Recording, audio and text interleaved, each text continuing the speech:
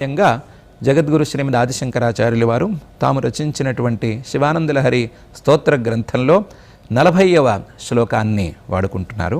ఆ శ్లోకం ఇలా ఉంది: ధీయంత్రేణ వచోఘటేన కవితా కుల్యోపకుల్యాక్రమై ఆనీతైశ్చ సదాశివస్య చరితాం భోరాశి దివ్యామృతై హృత్కేదారయుతాశ్చ భక్తి కలమాః సాఫల్యమాతన్వతే దుర్భిక్షాన్ మమ సేవకస్య భగవన్ విశ్వేశ భీతి కుతః.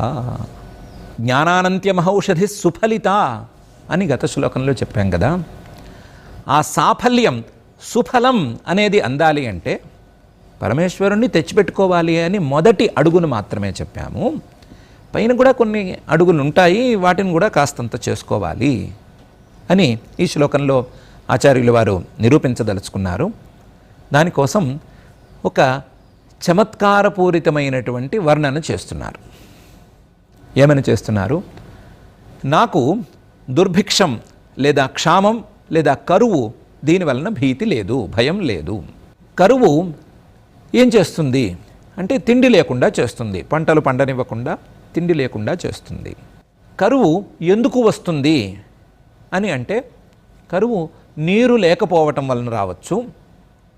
నీరు లేకపోవటం ద్వారా మాత్రమే కాదు, నీరు ఉన్నా అది ఎక్కడో దూరంగా ఉంది, దాన్ని ఇక్కడికి తేలేకపోతున్నాము అనే కారణం ద్వారానైనా కావచ్చు. నీరు రాకపోవటం వలన పంటలు పండటం లేదు, పంటలు పండటం లేదు కాబట్టి కడుపులు నిండటం లేదు, కాబట్టి కరువు బాధాకరం అని అనుకుంటారు. నాకు అలాంటి కరువుతో భయమే లేదు. ఎందుకు భయం లేదు అంటే నేను ధీయంత్రేణ, ధీ అంటే బుద్ధి అనేటువంటి యంత్రంతో కవితా కుల్యోపకుల్యాక్రమై, కవితలు అనేటువంటి కాలవలు, ఆ కాలవకు పిల్ల కాలవలు, పెద్ద కాలవలు, పిల్ల కాలవలు, ఇలాంటి కుల్యోపకుల్యాక్రమై ఈ దారిలో ఏం చేస్తున్నాను అంటే నీటిని తీసుకొచ్చేస్తున్నాను. ఏ నీటిని? ఆనీతైశ్చ సదాశివ కథాంభోరాశి దివ్యామృతై, సదాశివస్య, సదాశివుడి యొక్క చరిత్రలు అనేటువంటి సముద్రం నుంచి దివ్యమైనటువంటి అమృతధారలను తీసుకొస్తున్నాను. ఎక్కడికి తీసుకొస్తున్నాను అంటే నా మనస్సు అనేటువంటి పొలాలకు తీసుకొస్తున్నాను. పొలం లేదా పొలాలు ఏదైనా పర్వాలేదు. నా మనస్సు అనేటువంటి పొలంలో ఈ నీరు ప్రవహించగానే, ఈ నీరు ఈ మనస్సులోకి చేరగానే, పరమేశ్వరుడి యొక్క చరిత్రలు అనేటువంటి అమృతాలు మనస్సులోకి చేరగానే నాకు తెలియకుండానే భక్తి కలమాహ, పైర్లు వాటంతటవే వచ్చేస్తున్నాయి. వాటికి భక్తులు అనేటువంటి కంకులు ఏర్పడుతున్నాయి. వరి కంకులలాగా భక్తి కంకులు ఏర్పడుతున్నాయి. భక్తి కలమాహ, అవి ఉత్తినే ఊరుకోవటం లేదు. సాఫల్యమాతన్వతే, అవి ఫలితాలను కూడా చూపిస్తున్నాయి.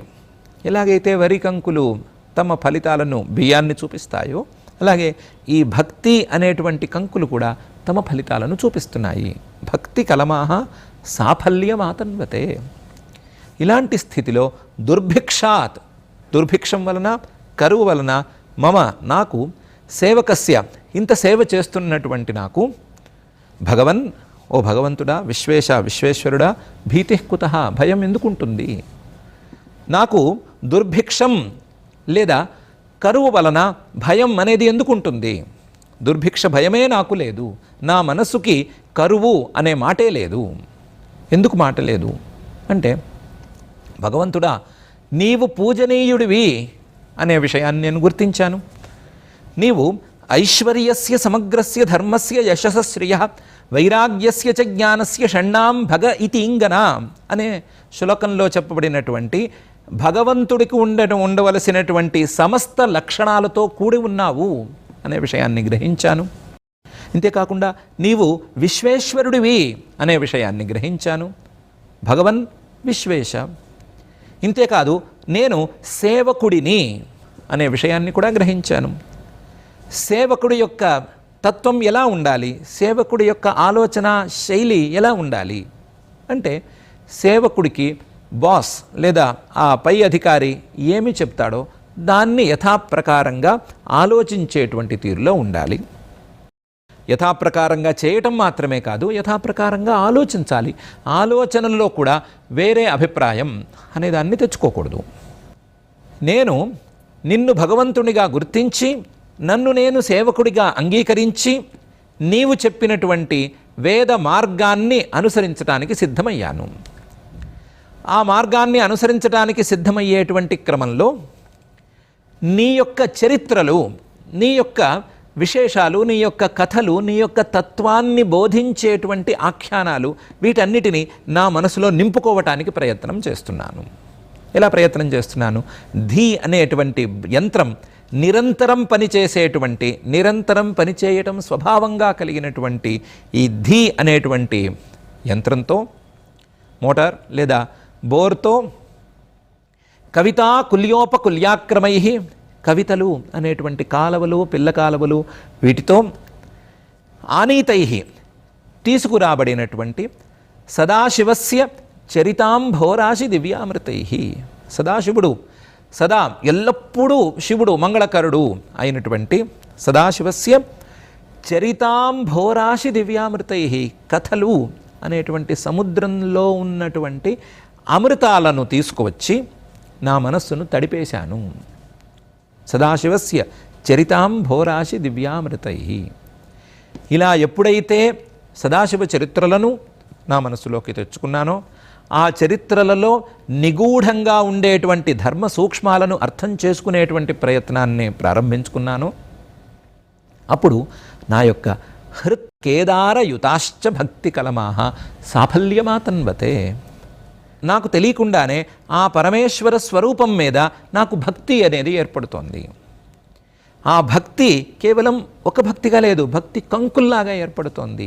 రకరకాల భక్తులు, నవవిధ భక్తులేం కావచ్చు, ఇంకా ఎన్ని రకాల భక్తులు ఉన్నా సరే అన్ని రకాల భక్తులు నా మనసులో ఏర్పడుతున్నాయి. నా మనస్సు ఒక పొలమైంది. ఆ పొలంలో సదాశివుడి యొక్క చరిత్రం అనేటువంటి అమృతం పూర్తిగా నిండి ఉంది. ఆ అమృతంతో నా పొలం తడిసిపోయింది. తడిసినటువంటి నా పొలంలో, మనస్సు అనేటువంటి పొలంలో భక్తి కంకులు వేస్తోంది. కేవలం కంకులు వేయటం మాత్రమే కాదు, సాఫల్యమాతన్వతే, సాఫల్యాన్ని ఇవ్వటానికి సిద్ధంగా ఉంది. ఇలాంటి స్థితిలో దుర్భిక్షాత్ మమ కా భీతి, దుర్భిక్షం వలన నాకేమి భయము? కరువు వస్తుంది అని భయమేముంది? కష్టం వస్తుంది అని భయమేముంది? కష్టం రావటానికి నా దగ్గర కారణం లేదు. కష్టం రావటానికి ప్రతికూలం నా దగ్గర ఉంది. కష్టం రావటానికి కారణం మనసు ఎండగట్టుకోవటమే, మనసు ఎండిపోవటమే. మనసు ఎండిపోవటం అంటే మనసులో పరమేశ్వరుడి మీద ప్రీతి లేకపోవటమే. నాకు ఆ దోషం లేదు. నేను మనసులో పరమేశ్వరుడి యొక్క స్వరూపాన్ని ధరించి ఆ పరమేశ్వరుడి మీద ప్రీతిని పెంచుకుని ఉన్నాను. ఇలా పరమేశ్వర ప్రీతి ఉండేటువంటి నా మనసు తడిసిన పొలంలాగా ఫలానికి సిద్ధంగా ఉంది. ఇలాంటి స్థితిలో ఉన్నాను కాబట్టి ఆ విశ్వేశ్వరుడి యొక్క, ఆ భగవంతుడి యొక్క, సదాశివుడి యొక్క విశేషాలను నా మనసులో నేను ఉంచుకున్నాను కాబట్టి, నా మనసులో ఆయన మీద భక్తి ఉన్నది కాబట్టి నాకు ఏ రకమైనటువంటి కష్టము లేదు.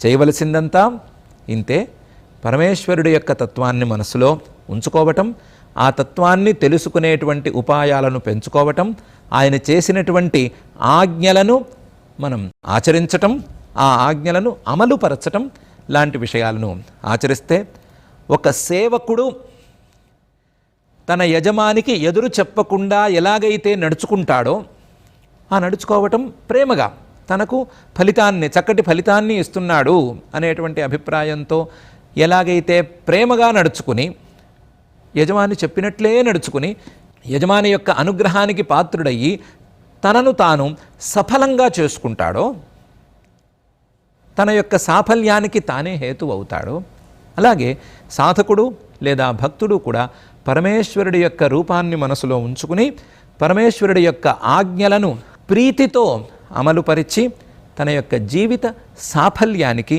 తానే హేతువవ్వాలి అనేటువంటి ఉపదేశాన్ని ఆచార్యుల వారు ఈ శ్లోకంలో ఇమిడ్చి ఉంచారు. అందంగా కరువు ఉంటే కష్టమేంటి, కరువు లేనటువంటి స్థితికి సాధనమేంటి, దానికి లౌకికంగా ఏ విధంగా చేస్తారు, నీటిని ఎలా పొలాలకు తీసుకొస్తారు, పొలాల్లో ఎలా వ్యవసాయం చేస్తారు, ఆ వ్యవసాయానికి ఫలితాన్ని ఎలా అందుకుంటారు, కరువును ఎలా తరిమి కొడతారు అనే అంశాన్ని చూపిస్తూ, దాన్ని పోలికగా మనసులో ఉండేటువంటి కరువు, సుఖం కోసం కరువు, సుఖం అంటే తెలియకపోవటం వలన వచ్చేటువంటి కరువు, మొహం వాచినట్లుగా సుఖాల కోసం వెంపర్లాడేటువంటి తత్వం, వీటిని పోగొట్టుకోవటానికి పరమేశ్వర ప్రీతి, పరమేశ్వరాజ్ఞాపాలనం అనేటువంటి 2 పనులు తప్పనిసరిగా చేయాలి అనే అంశాన్ని చాలా స్పష్టంగా ఉపదేశం చేస్తూ ధీయంత్రేణ వచోఘటేన, వాక్కులు అనేటువంటి ఘటాలతో, వాక్కులు అనేటువంటి కుండలతో, కవితా